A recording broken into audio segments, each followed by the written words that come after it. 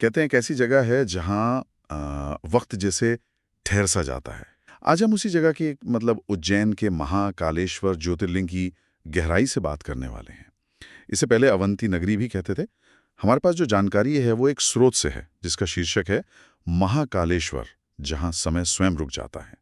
तो कोशिश रहेगी कि हम इस मंदिर के महत्व, इसके पीछे की कहानियों और इसकी जो अनोखी बातें हैं उन्हें समझें। तो शुरुआत करते हैं इसके स्थान से। ये मध्य प्रदेश के उज्जैन शहर में है ना?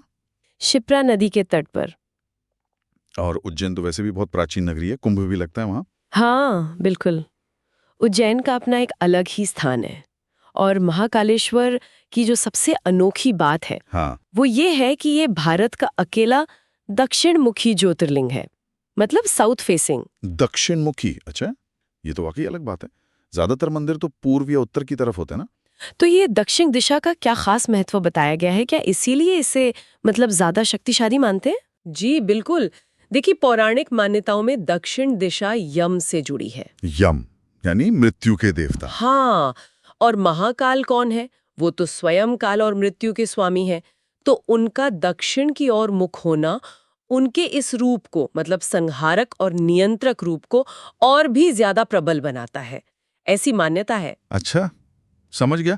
और ये जो नाम है महाकाल, इसके पीछे भी तो वो दुशाणा राक्षस वाली कहानी है ना? हाँ, शिव पुराण में इसका जिक्र आता है।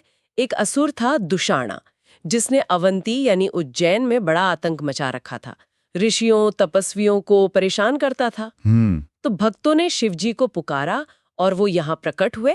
फिर उन्होंने उस राक्षस को भस्म कर दिया और उसी प्रचंड रूप में भक्तों की रक्षा के लिए वो यहाँ महाकाल कहलाए। महाकाल यानी जो काल से भी परे हों। स्रोत में ये भी बात है कि उज्जैन प्राचीन भारत में टाइम कीपिंग का मतलब समय गणना का एक केंद्र था, प्राइम मेरिडियन ऑफ टाइम जैसा कुछ। हाँ, ये तो बहुत ही दिलचस्प बात है। प्राचीन खगोल शास्त्री उज्जैन को ही देशांतर रेखा का केंद्र मानते थे, अरे वाह! जहां से समय की या काल की गिनती शुरू होती थी।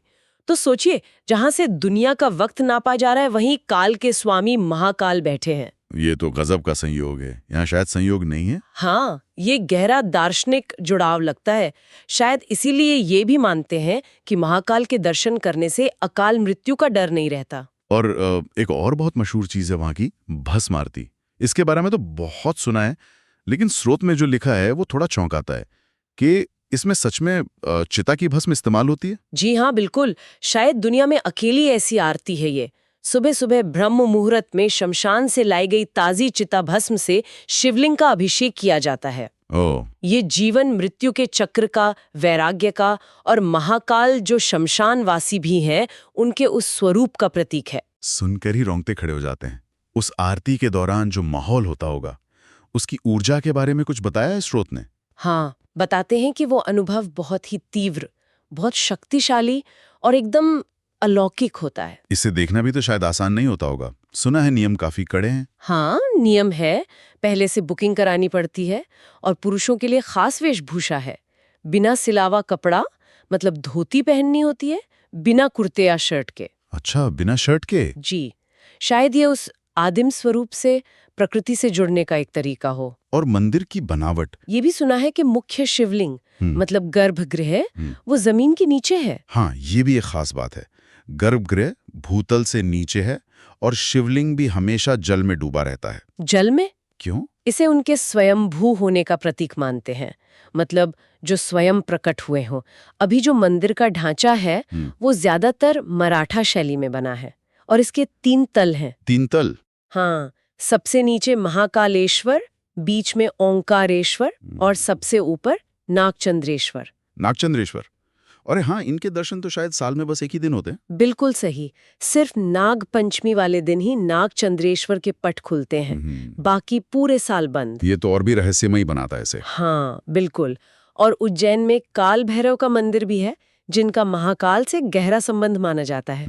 दोनों की पूजा साथ में होती है अक्सर। आजकल भी तो बहुत भीड़ रहती होगी, खासकर सावन में या कुंभ के समय। हाँ, लाखों लोग आते हैं हर साल। और अभी हाल में तो मध्य प्रदेश सरकार ने महाकाल लोक कॉरिडोर भी बनाया है। हाँ, सुना है मैंने। काफी भव्य बनाया शायद। जी, काफी विस्तार हुआ है। बड़ी बड़ी मूर्तियां हैं, रात में लाइट शो भी होता है। श्रद्धालुओं के लिए काफी सुविधाएं भी बढ़ गई हैं। तो कुल मिलाकर देखें तो महाकालेश्वर सिर्फ एक मंदिर नहीं है। ये वाकई एक ऐसी जगह लगती है जहां समय, आस्था, ब्रह्मांड सब जैसे एक बिंदु पर आके मिलते हैं। बिल्कुल।